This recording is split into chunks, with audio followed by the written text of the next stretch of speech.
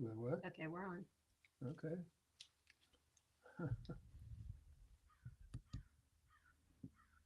So you got to welcome us, get it started. I will. Thank you. All right.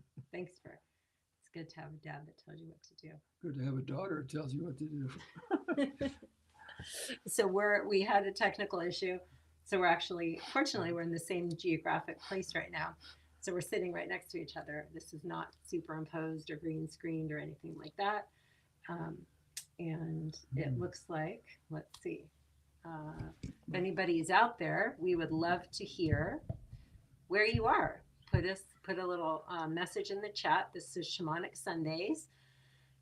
I'm Kimberly Pinkson, Tom and Andrea Pinkson's daughter. Tom is this dude right here that many folks refer to as a shaman. And just going to check that we are working here right now. 1 second, please. Thank you. Bearing with us yet again as we double check our technical issues here. If you are here and want to leave a message telling us where you are geographically, we would love to see that. That's always fun for us. You can go into the chat and leave us a message. Just a second here.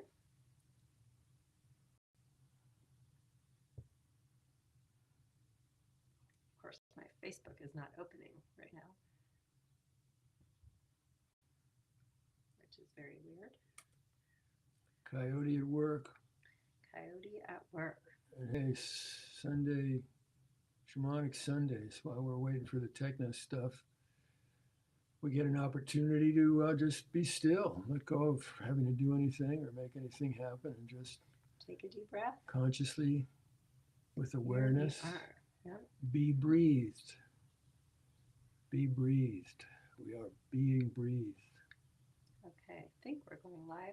Hey, Donna in Santa Cruz. Donna's on with us. Good. That means we're working somewhere out in the world, at least in Santa Cruz. I thought I saw Mike Lerner's name. Yay, excellent. Okay. Oh, yeah, Good, good, good. We Donna. are Oh, up. Good to see you. So, again, I'm Kimberly Pinkson. I'm Tom's daughter. We are in the same geographical location today. So, fortunately, that was the case because we had some technical issues. So, it worked out that we're sitting here together, which is always a treat. And we're here for Shamanic Sundays, which we dreamed up because there's just becoming more and more. My sister and I, Nicole, dreamed up because we were just talking with our dad a few weekends ago about how just the increasing interest in shamanism, which is wonderful because there's so many good teachings to to gather from it. But there's also some concern because you've trained, so to speak, as a shaman, studied with indigenous elders that Nicole and I have been fortunate, and our mom Andrea have been fortunate to meet when they've come to visit us from all over the world. But you've been doing this for 55 plus years, and so you've gathered a little bit of wisdom over the years. At let's least hope. a lot of folks out in the world seem to think so. So we just thought, what a sweet way to start Sundays. In many traditions, there is a going to gather up in community on Sunday mornings and kind of juice up for the week ahead. So here we are, and we're so happy to hear you, Jose. Good to see you there, and Bev and Donna. Nice to see you all. Um, so one of the questions that I have for you, Pops, is how we shamanism. I think in many ways, even as it's increasingly kind of trendy and popular. You see it on the cover of Vogue magazine and Vanity Fair and the New York Times, and but it still feels a bit nebulous for most people. Most of us aren't going to make it out into the jungle. Many of us won't even make it to a ceremony uh, per se. So, what are some of the parts of shamanism that can be accessible to all of us that we can use in our just daily lives that are coming up this week? All right. Okay, thank you.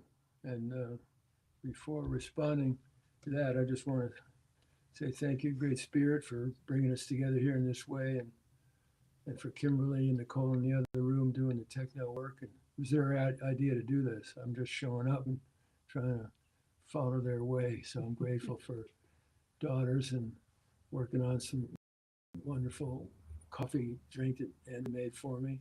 The whole family here helping me to be here, and all of us. Blessings on your life. Thank you for the blessings in your life, ancestor spirits and ancestor spirits of the land where we're living. Remember you here. Oh. So, to the question, shamanism, in my understanding, is practices, really behaviors of bringing attention, bringing conscious awareness into practices that help open up a doorway between ordinary states of consciousness and expanded higher levels of consciousness, the spirits, opening our awareness to spirits' presence and the ongoing creating wisdom, power, energy of the universe, which is giving us the life breath right now, and the Mother Earth underneath us, and all the gifts of creation, and the gift of a incarnation. So practices. It's not shamanism isn't religion. You know, you go hang out with indigenous people. They don't talk about religion. They just talk about the right way to live in harmony and balance and respectful right relationship with all the gifts of creation that our lives are dependent on, and that everything's alive and conscious. So shamanism refers to practices, which is based on a worldview and understanding of how reality is and works, which is everything's connected. There's no such thing as a separate thing. In fact, there's no such thing as a thing. Energy dancing in different vibrating patterns, all interconnected in a web, an infinite web. So any practices you can do that help you open your consciousness, I call it psychedelic shamanism, to activate our potential to be wisdom warriors, activists working as conscious agents of evolution to do our part to help open the doorway. So I saw this morning in meditation, getting ready for today, that spirit brings all of us together as part of a team. Like I said, Kimmy and Nicole, the technological part, and me, the mouthpiece of it. But that everybody here listening, wherever you may be, we're joining our energy, our attention, and hopefully our hearts and minds and spirits together, and together collectively, with no one of us more important than the other. We're all part of an interface team. It's like we're going to the control room, the inner control room, and the cosmic control room, and pushing the button that opens the doorway, dissolves the barriers of separation between ordinary consciousness based on an ego identity to connect and commune and attune with that wisdom power of the universe that it's in us, that we're in, and that comes in flowing with each new breath. So whatever practices help you to wake up, pull the plug on the unconsciously conditioned first attention dream and be conscious as the breath comes in, to make a choice about how you use this gift of energy, and use it consciously, use it wisely, to open awareness to love's presence, spirit's presence, and to be able to connect with joy and being alive right now and experiencing the gifts of creation and being a channel for healing light and love out into the world.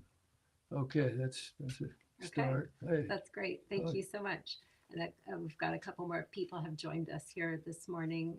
Elizabeth. by the way, Yes, excuse me for interrupting. I see Sister Donna's here, and I just want to honor Donna, your mother, crossing this week, and joining your brother Billy and your dad and your brother John. So, and all of those who know people who've crossed over. We remember you here. Shamanic work, remembering that the relationships continue in our hearts, in our souls. The bodies change, but the love stays infinite, unconditional light and love. So blessings to your mom on the spirit road, and to you, Donna, and your families, and all of those who've recently lost folks. Right. Yeah, thank you. That's one of the reasons Nicole and I wanted to do this with you, and it ended up being in this format where I'm kind of moderating, because we're always like, we just want to pass on your wisdom, Poppy. Like, you're such a gift to so many people, and your wisdom is such a help to us. And he was like, I don't want to do another thing online, and the only way I'll do it is if you're asking me questions, and all I have to do is show up and answer. And I think that's when you're at your best is when people can just ask you questions. And so it's really great to see so many of you here, and a couple folks sent in questions ahead of time. So thank you. And what you were just talking about, the circle of life and the sacred web of life, one of the things I've learned from being in ceremony is that feeling of connection still to folks after that I love and have loved and that aren't here in the same body anymore. I just remember this one particular ceremony I was at. A dear friend had passed away just the day before, and in ceremony it came to me so clearly that he was still there, that energy was still there. And you talk a lot about the science and the quantum physics and the energy never leaving, and so just that wisdom, that knowledge, carrying on the energy and doing that today as we can. So thank you. And it makes me think of something that I've heard you talk about, the word impossible, and how most of us see that as a block, like something's impossible, it's not going to happen. Someone passed away, no more talking with them, or you have a career goal or an athletic goal or whatever, it's impossible.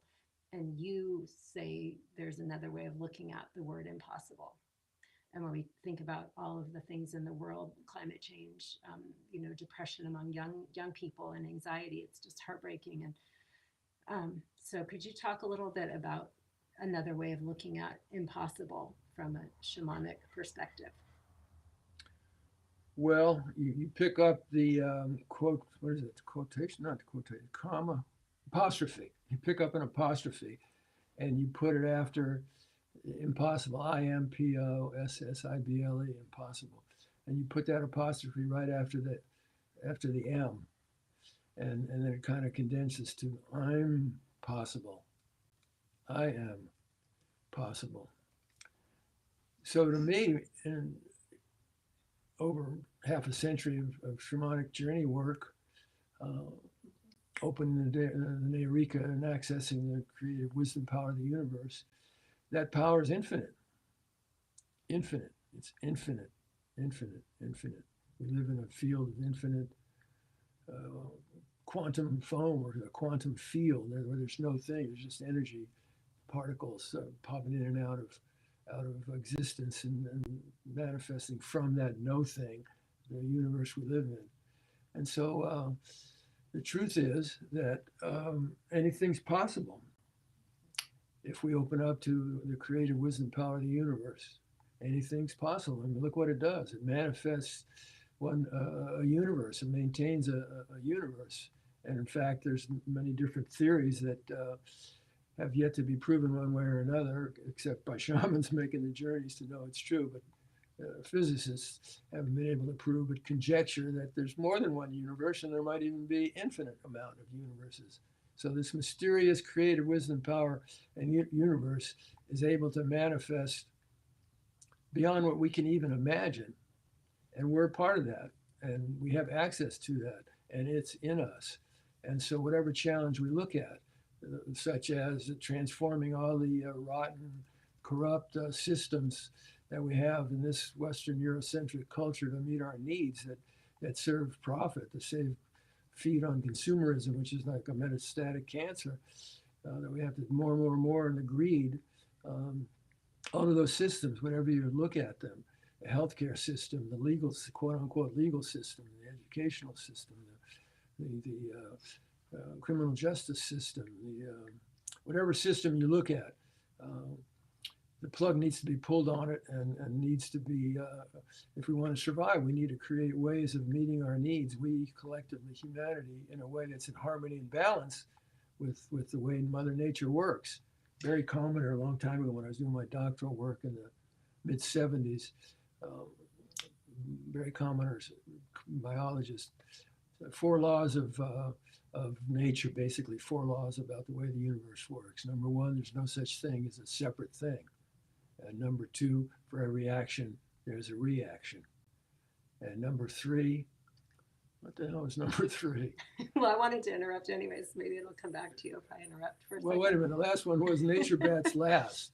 Nature bats last. So we open up to exploring with humility and receptivity to the wisdom power of how nature actually works, we're going to get the wisdom guidance about how to create cooperative, symbiotic relationship with the powers of creation that feed and sustain and nurture healthy life for 7 generations and more. So anything's possible if we pull the plug on the thought forms in our mind that say it's not possible. Because if we put our energy into those thoughts, then for sure we're going to get that reality. It's not going to be possible. But if we pull the plug on it and connect with spirit, infinite energy, and go for it, show up to give it our best shot, whatever that is that we feel called, spirit is calling us to do, then we find out what's possible. So anything's possible with a great spirit's help. All right. So turning impossible into I'm possible, which is really just empowering and going back to the choices we make every moment, every day of how we show up. And I want to go back and push back a little bit about what you said about consumerism, because like we are sensual beings in physical bodies, right? And so we want to feel good stuff around us. We want to feel safe and secure and eat good food and feel like our home feels nice to be in. And I think one of the problems is that has prevented so much of the movement we need to be living in a more balanced way is this feeling of it has to be either or. And so you mentioned something about just the imbalance. And so I think that's really key. My understanding is like it's not like becoming what's the word, like anti, but it's keeping things in balance. And you talk a lot about the sacred web of life and the sacred covenant that our ancestors, many indigenous cultures still, they're still living within that covenant, and we get out of balance. Can you talk a little bit about that covenant? And I think the folks out there might like to see you.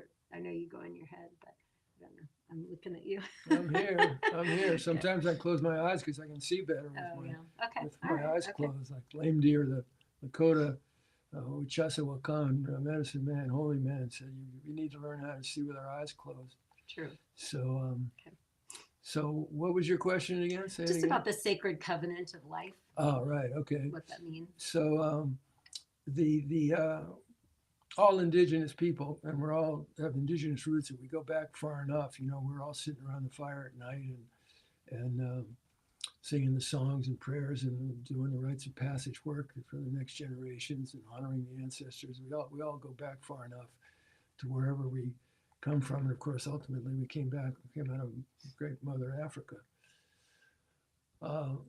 We see that in order to survive, our ancestors, in order to survive, they had to pay attention again to how nature worked, and then learn how to be in harmony with the way she worked, because they saw that Mother Earth doesn't need us to be here, and the plants don't need us to be here. Although some plants have been cultivated by people to where, in order to create the next generation, people do have to intervene. But the plants in general and plant people on Mother Earth don't need us to be here. And the minerals and the rocks don't need us to be here. And the animals don't need us to be here. None of them need us to be here in order to function and have healthy lives, and as they've been doing for billions of years. But we, the two-leggeds, we need all of those ones that I just mentioned to be here, or we wouldn't be here. So the elders, going all the way back to the beginning, paying attention to how things work, recognize that and realize that we live in an interconnected, interwoven energy field that, for all that we've been given by Mother Earth and the sky and the earth and the trees and the plants and the animals, all that we've been given in this breath of life that we didn't create, we need to take to live. We need it literally, whether you're vegetarian or not. You eat plants. You walk on the earth. You kill. We take life. So we have to take to live. That's not an issue. The issue is, do we take in consciously, and most importantly, do we give back? That we have, two-leggeds have a responsibility to give gratitude back to the powers of life and creation that give us our lives. It's not okay to just take. Because if you just take, which is what our culture is based on and leads us into all the troubles we have, out of balance, disharmony. It's not respectful relationship, and it's not just unskillful, but it's toxic to just take and not give back appreciation. And that's where we are now. We're dealing with all kinds of toxic situations that are like on steroids, getting pumped up, calling us all onto the mat, so to speak, from the martial arts term. We're all being called onto the mat by the challenges of today to wake up, wise up, and to live love now.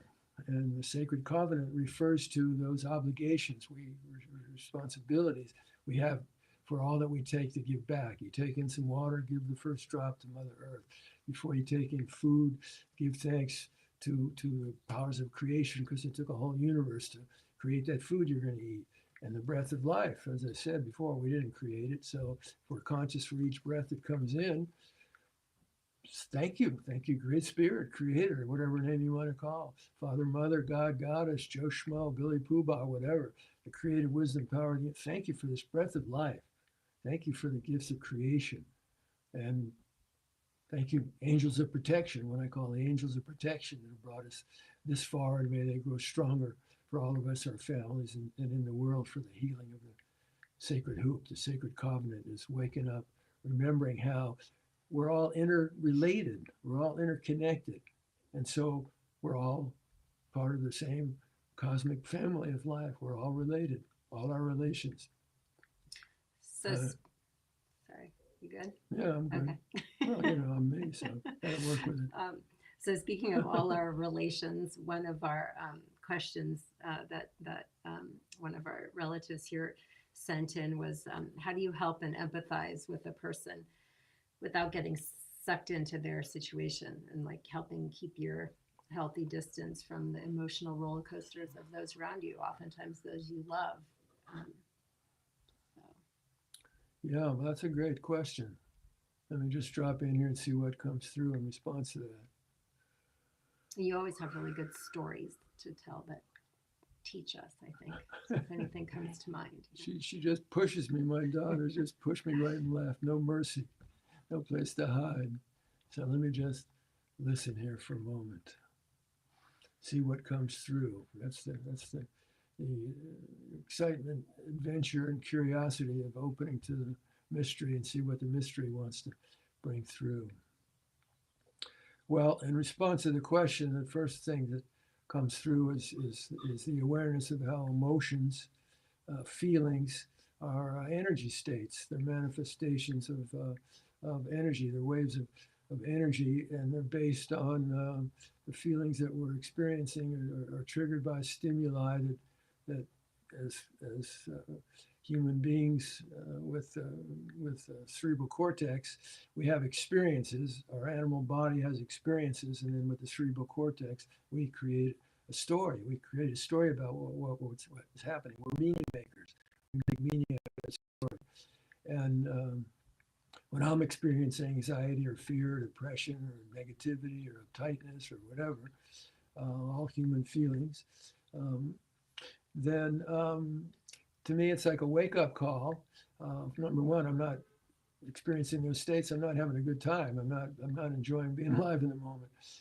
So I have to look at what's the story I'm telling myself about what I'm experiencing that's creating my experience. What's the story? What meaning am I making out of it? Because that's what's determining my story. So when I'm with other people going through a hard time, I don't take in the feelings. I connect with them. I understand them. I've experienced them all. And the person, it's not my job to try to change them. But instead, my job, if I'm interacting, Spirit brings me in an interaction with whomever, like we're interacting right now through cyberspace, is to remember who and what I am, remember who and what you are, remember who and what we are. We're all sacred, worthy human beings. Stardust brought to earth, stardust brought to birth, stardust brought to life, and we're here to polish up our stardust so we can be channels for the healing light and love that we are. So my job in being with that other person to remember that. My job is just to open myself up and be a clear, open channel for healing light and love flowing through to that person without it being a hook that I want change or than what you're feeling right now. This love that I'm sending you, this unconditional regard and light is for your being, and you're free to use it however you want. So I don't get stuck in those feelings. I feel in my experience that I don't hold on to them. The waves, like waves of the ocean, they come and they go, and I breathe in and I breathe out. And also, I start my day, I end my day, and periodically during the day, I bring up a gift from Mother Earth, a sacred plant, sage or cedar, give thanks to it, and then take some of that smoke, some of that sacred medicine, and that's cleansing spirit, it's cleansing the energy body, releasing and letting go. So that's how I stay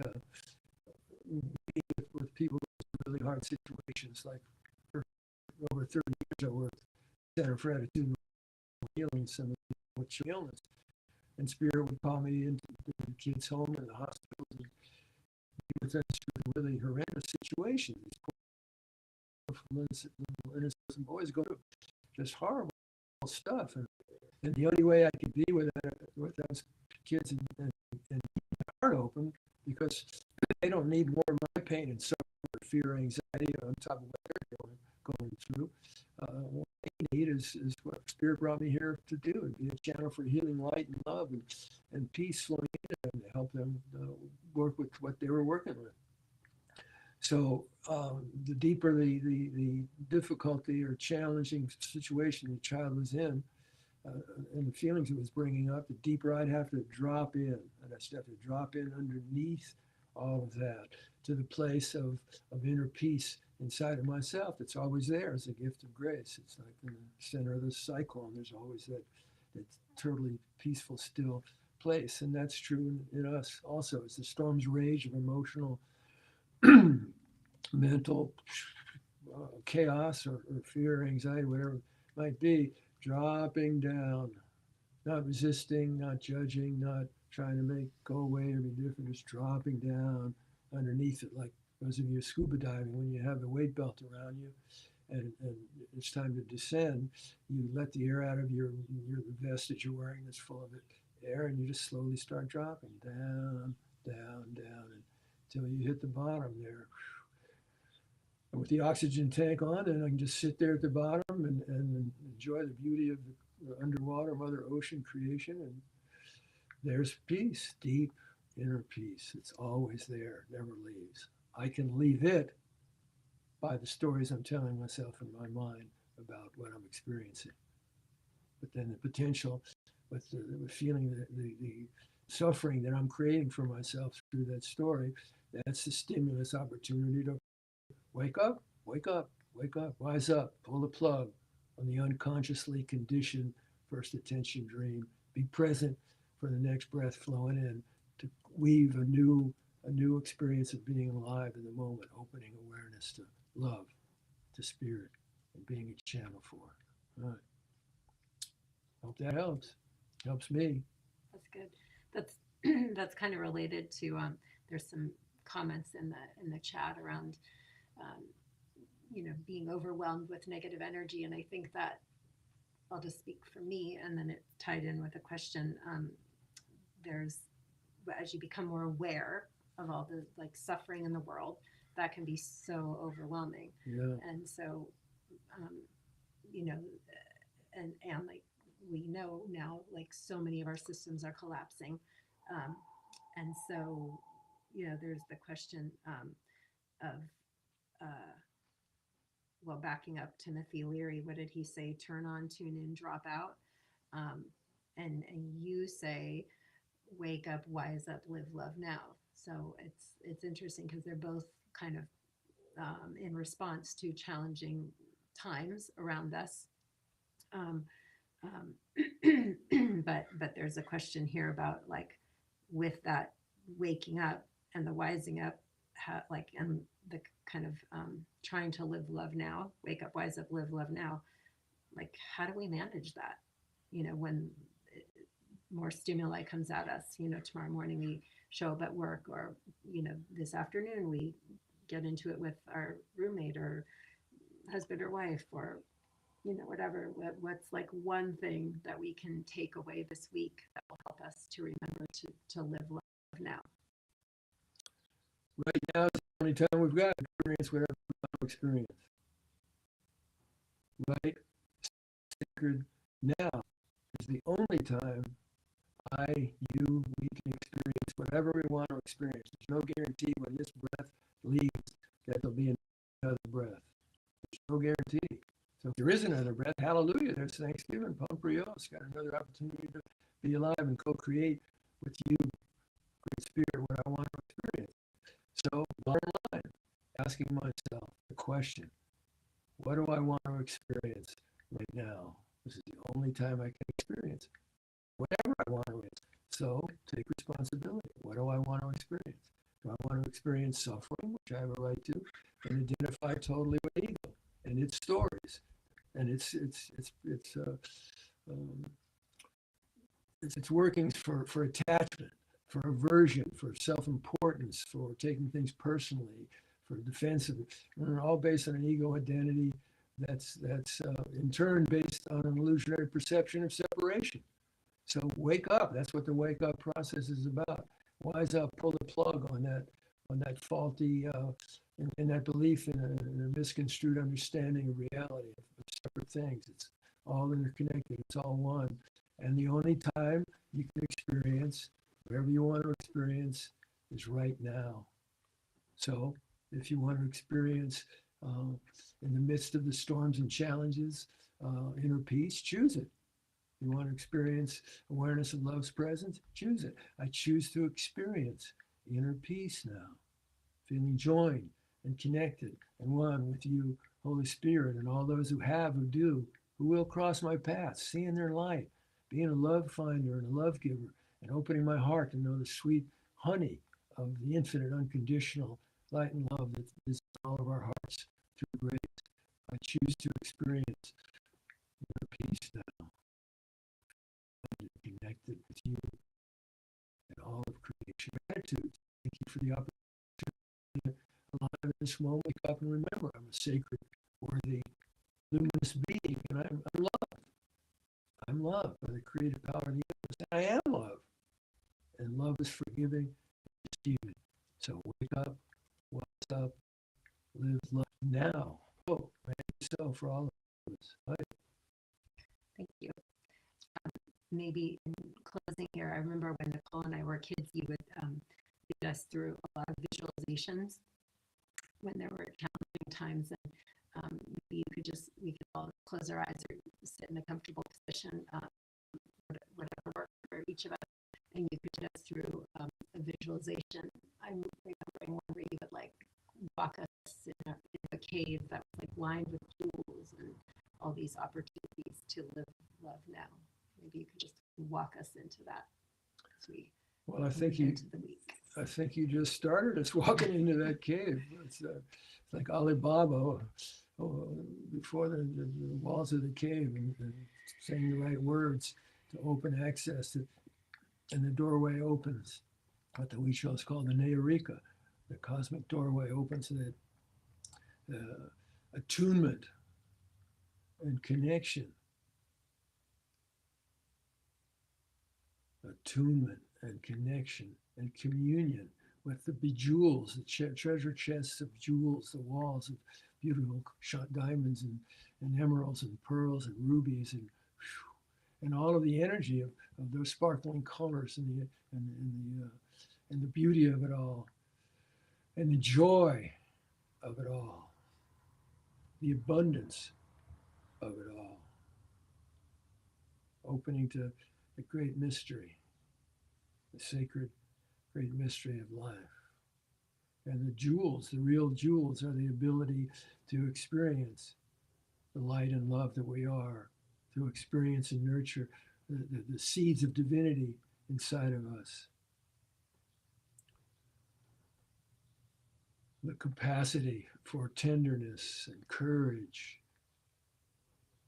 and kindness and generosity the gift of creativity that we're gifted with that flows in with every breath.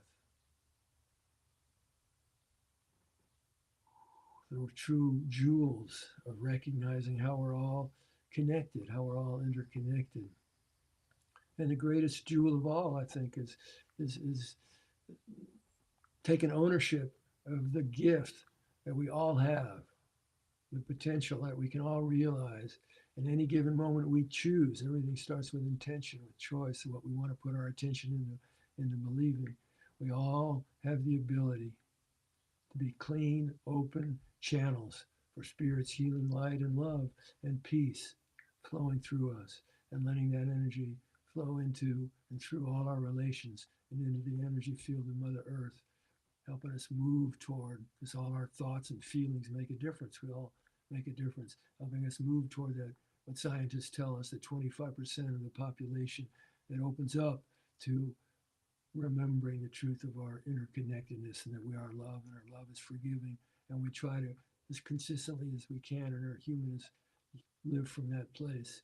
That's what shapeshifts the entire fear-based paradigm based on perceptions of separation to a worldview of understanding reality in which we're all connected. What we give to another, to animals, to plants, to the earth, we give to ourselves and future generations. So let's use our joining here today and on Shamanic Sundays to empower ourselves, to polish up our stardust as it's happening right now by whatever's being triggered inside of you, so we can live love now. May it be so. Oh. May it be so. Thank you. Thank you so much. Thank you all for your lives. Thank you for being here with us. Thank you, Poppy. Big hugs and love out to all of you. Please tell your friends, family, share Poppy, Tom, Dr. Tom Pinkson, Tomas, whatever you might want to call him, that he'll be here next Sunday as well. And we're going to just keep trying to show up for you, and see you next week. Okay, take good care. Thank you. Adios. Take care. Bye. Oh.